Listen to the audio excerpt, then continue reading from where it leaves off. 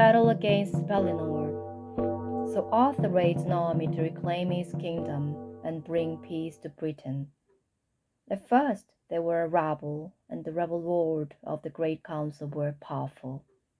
But the young king's courage and each new victory swelled their numbers. Knights and common people came flocking to his flag, until they were tens of thousands strong. Arthur decided to make his capital at a place called Camelot. He built a hilltop castle to celebrate the beginning of a new era. Then word came of new enemies who refused to accept Arthur as rightful king. They had besieged an ally of Arthur's, King Leodegrance, in his castle in Wales. So Arthur's army, in their thousands and their tens of thousands, descended on Castle Camelot to drive them all out forever. Arthur himself led the charge, and the rebel knights and kings alike, they ran from him scattering like sheep, all but one. King Pellinore stood his ground even when his allies deserted him. Pellinore was the most ferocious and feared of all the kings who defied Arthur. But Arthur had to defeat the rebel king to say his new reign had truly begun. The task was his alone to perform. Pellinore's blade sang for Arthur's blood as he whipped it from the scabbard. Arthur matched him stroke for stroke.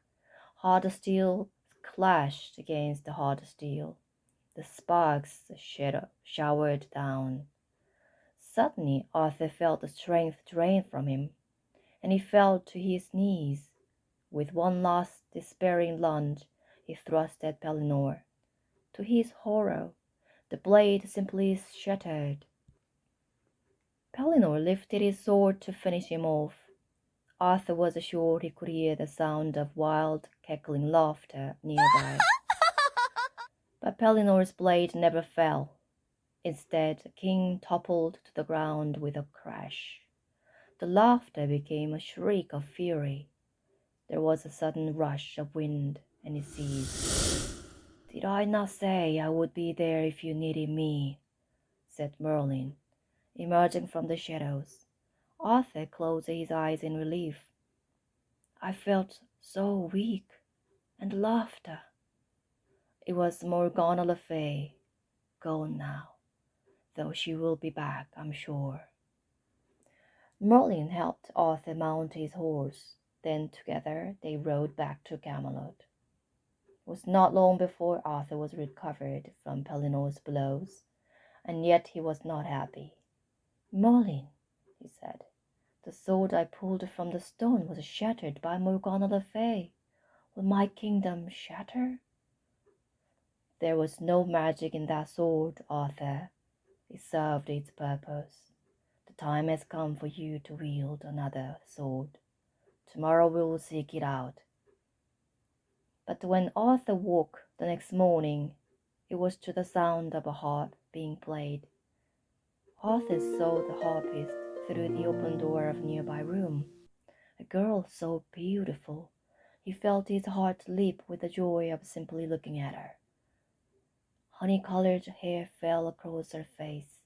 Long, pale fingers softly coaxed the music from the strings. She looked up and smiled when Arthur's shadow fell over her. He felt suddenly dizzy. There was a tug at his arm. It was Merlin.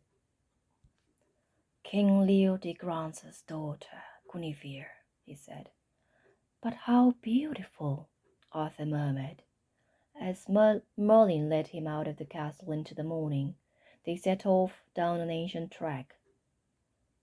"Now that the kingdom is at peace, Merlin," Arthur said after a while, "perhaps I ought to have a queen. I'd like to marry Guinevere." Merlin stopped his horse and turned to Arthur. "Guinevere? Oh, no." "And why not?